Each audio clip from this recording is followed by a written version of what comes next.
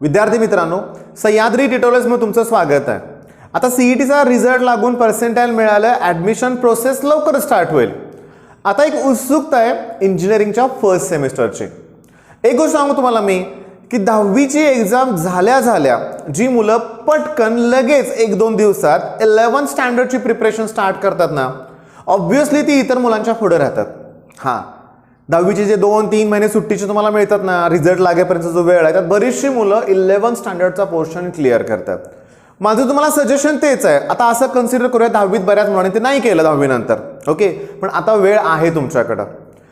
नाही म्हणलं तरी दिवाळीनंतरच ॲडमिशनच्या प्रोसेस स्टार्ट होतील, ओके। नोव्हेंबर पूर्ण महिना त्यात निघून जाईल असं म्हणूया आपण, अगदी पॉसिबल आहे, शक्य आहे। डिसेंबरमध्येच कॉलेज सुरू होतील, 1 महिना आहे आपल्याकडं।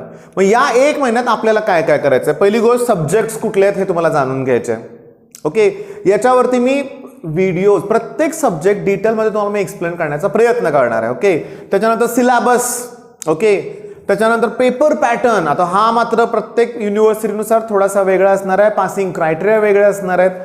हॉस्टेल लाईफ बद्दल पण थोडंसं बोलूया, माझ्या काही सजेशन्स तुम्हाला असणार आहेत, ओके। अगदी छोट्या छोट्या सजेशन, मी तुम्हाला माझं काय झालं सांगतो बरं का, लक्षात घ्या। आता एक छोटीशी सजेशन समजा किंवा काही समजा, हॉस्टेलला जातोय, ओके, त्याच्या अगोदर आयुष्यात कधी कपडेच धुतले नव्हते, लक्षात घ्या, ओके, काय माहितीच नव्हतं।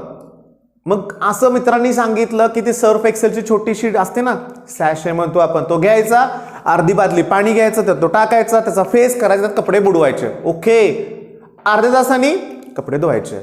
मी काय केलं माहिती आहे का, लक्षात घ्या, ओके, तसंच केलं। जेव्हा अर्ध्या तासाने कपडे धुवायला सुरुवात केली ना, माझ्या लक्षात आलं त्यात एक जीन्सची पॅन्ट होती, लक्षात घ्या, त्या काळातले म्हणूया आपण, आणि त्याचा कलर सगळ्या कपड्यांना लागला होता, ओके। चला, अनुभवातून काहीतरी शिकलो, पण ते अतिशय त्रासदायक ठरलं होतं माझ्यासाठी। हां, म्हणजे मी सांगू का, सगळ्या गोष्टी मी तुम्हाला एक्सप्लेन करणार आहे, जास्त करून ह्याच्याविषयीच असणार आहे, सब्जेक्ट विषयीच असणार आहे, लक्षात घ्या। मेन पॉइंट काय बघा की टार्गेट, मी तो शब्द लिहिलाय, म्हणजे काय, आपल्याला टार्गेट पब्लिकेशन इथून पुढे नाही वापरायचं। एक चांगली गोष्ट सांगू तुम्हाला, इथून पुढे तुम्हाला ना लॉग कॅल्क्युलेशनची गरजच लागणार नाहीये, कॅल्क्युलेटर्स आहेत, पण त्याच्यावर सुद्धा एक व्हिडिओ करावा लागणार आहे, कारण कॅल्क्युलेटर सुद्धा मग वापरायला बऱ्याच मुलांना इश्यू होतो, मग ते पण मी तुम्हाला प्रोव्हाइड नक्की करणार आहे। पण इथं टार्गेट हा वर्ड मी का लिहिलाय ना, मी तुम्हाला सांगतो। जेव्हा मी फर्स्ट सेमिस्टरला गेलो ना, माझं टार्गेट एवढं असायचं, हा मी कबूल करतोय, म्हणजे मी पासिंगचं टार्गेट ठेवायचो, ओके। म्हणजे इझी टॉपिक करूया, मग त्यात चांगला स्कोर होईल आणि आपण आरामात पास होऊ, असं माझं चुकीचं टार्गेट असायचं। हां, त्यावेळेस रिझल्ट लागलाच नाही, म्हणजे पहिले 3 सेमिस्टर माझे असेच गेले चुकीच्या टार्गेटमुळं। पण 4थ्या सेमिस्टर पासून मात्र मी टार्गेट ठेवलं की मला टॉप करायचं, ओके, माझा स्कोर हा बेस्ट असला पाहिजे, सगळ्यात चांगला स्कोर असला पाहिजे। असं जेव्हा मी टार्गेट ठेवून अभ्यास करायला लागलो की नाही बाळांनो, की माझा कुठला सब्जेक्ट पण कधी राहिला नाही, ओके, आणि कमी मार्क ही कन्सेप्टच नव्हती, अतिशय चांगले मार्क मला मिळत गेले 4थ्या सेमिस्टर पासून। मग ही पण गोष्ट तुम्हाला मी एक्सप्लेन करणार आहे।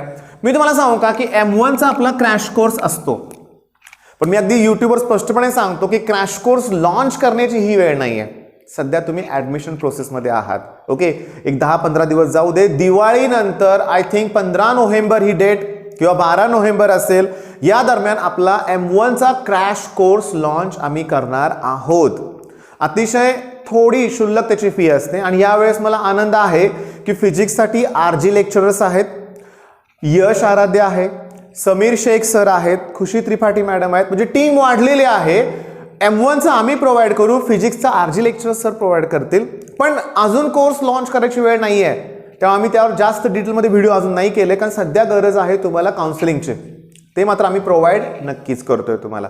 आता मेन मुद्दा लक्षात आला का, मी तुम्हाला सांगतो, समजा मॅथ्स 1चा विचार केला, तिथला सिलेबस मी आत्ता नाही कव्हर करणार, जस्ट थोडीशी तुम्हाला इन्फॉर्मेशन देतोय। मॅट्रायसेस आहे त्याच्यामध्ये, म्हणजे त्या कन्सेप्टवरती based rank of the matrix वगैरे खूप आहेत तसले टाइप्स, लक्षात घ्या, ओके। म्हणजे एकदम इझी, पण तो मॅट्रिक्सच ॲक्युरेसी कमी असते बऱ्याच मुळे, सिली मिस्टेक करतात आणि भोपळा 0च मार्क, त्यामुळं याच्यावर करायचे प्रॅक्टिस आपण। मॅथ्सचा स्कोर मला आउट ऑफ पाहिजे, लक्षात घ्या। आणि सांगतो, मला अभिमानाने सांगायची इच्छा आहे, जेव्हा 12 वर्षापूर्वी पण मी M1चे क्लासेस घेत होतो, त्यावेळेस अबव 95, तेव्हा 100 मार्काचा पेपर असायचा शिवाजी युनिव्हर्सिटीत, 100 मार्काच्या पेपरमध्ये आपल्या क्लासमधल्या कितीतरी मुलांना अबाव 95 मार्क असायचे, जोक नाही. इंजिनिअरिंगला आउट ऑफ जवळजवळ पैकीच्या पैकी मार्क मिळतात. आता एक चांगला काळ आपला सुरू झालाय. सीईटीत ना प्रचंड अभ्यास करावा लागतो. ते PYQs कन्सेप्ट. इंजिनिअरिंग नाही आहे तसं. इंजिनिअरिंग मध्ये लिमिटेड स्टडी आहे. ओके, हे समजून तुम्ही घेतलं पाहिजे. काही अवघड नाही आहे. कॉन्फिडन्स द्यायला मी आहेच. होतं काय बघा, लक्षात घ्या की भीती जर निर्माण झाली तर संपलं. बघा, जेव्हा मी फर्स्ट सेमिस्टरला इंजिनिअरिंगला गेलो ना, सिनियर्स कडे बघायचो ना, त्यांच्यावर अशी मोठी मोठी पुस्तकं असायची आणि पहिलाच मनात माझी भीती निर्माण झाली, अरे बाप रे, आता एवढ्या मोठ्या पुस्तकाचा कसा अभ्यास करायचा. नंतर लगेच मला एका सिनियरनं अतिशय प्रेमाने समजावून सांगितलं की पुस्तक मोठं आहे, त्यातले सगळेच युनिट काय परीक्षेला नसतात, त्यातले 6च युनिट असतात फक्त, म्हणजे 6च टॉपिक असतात एका सब्जेक्टमध्ये. ओके, जास्तीत जास्त 8 असतील. ओके, टॉपिक धडे म्हणूया आपण, म्हणजे सोपा एक नाही सांगा बघू. पण प्रॉब्लेम कुठं होतो माहिती का इंजिनिअरिंगला, तुम्ही 11-12 पण बघितलंय, असाइनमेंट, सबमिशन. इंजिनिअरिंगला तर नको नको एवढं सबमिशन असतं, लक्षात घ्या. मग माझं तुम्हाला सजेशन राहील, सगळ्या गोष्टी वेळच्या वेळेस कंप्लीट करायच्या. सगळ्या गोष्टी कुठेही डिले ठेवायचा नाही. लास्ट मोमेंटला सबमिशन करू नाही होणार, खूप त्रास होईल त्यावेळेस, लक्षात घ्या. त्यामुळे प्रॅक्टिकल झाले की लगेच तेवढं जर्नल पटपट कंप्लीट करत जायचं, काही प्रॉब्लेम नाही येणार. कॉम्प्लेक्स नंबर, आता तुम्हाला सांगू का, आता हे टॉपिकची नावं का लिहिलेत माहिती का मी, मॅट्रायसिस, कॉम्प्लेक्स नंबर 11th स्टँडर्डला होतं, डिफरन्शियल इक्वेशन, सगळं ऐकल्यासारखं वाटतंय ना. मी तुम्हाला सांगतो इंजिनिअरिंगला सगळंच ऐकल्यासारखंच तुम्हाला दिसणार आहे फर्स्ट सेमिस्टरला.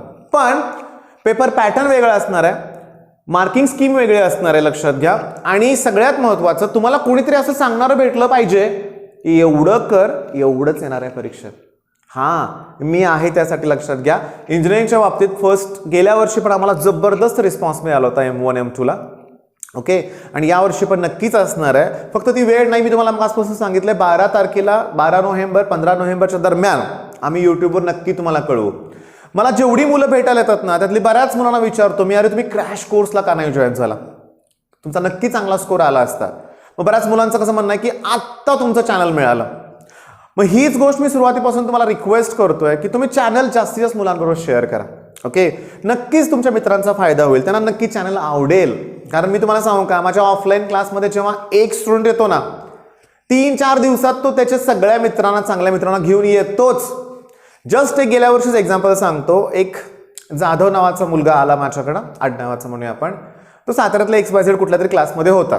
ओके, पहिल्याच दिवशी जसा क्लास झाला, त्याचा एक मित्र इचलकरंजीला कुठल्या तरी इन्स्टिट्यूटमध्ये होता, त्यानं पटकन त्याच्याशी कॉन्टॅक्ट केला आणि म्हणला ते बंद करून इकडे ये, मला अतिशय चांगला क्लास मिळालाय. आणि त्याचा मित्र सुद्धा दुसऱ्या दिवशी इथं प्रेझेंट होता. ओके, आणि त्यानं ऑफलाईन लगेच माझ्याकडे ॲडमिशन घेतलं.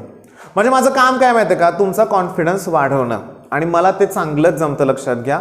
मी तुम्हाला नेहमी मोटिवेट करण्याचा प्रयत्न करतो आणि नेहमी करत राहणार आहे. म्हणजे आता नेक्स्ट इयरची बॅच येईल.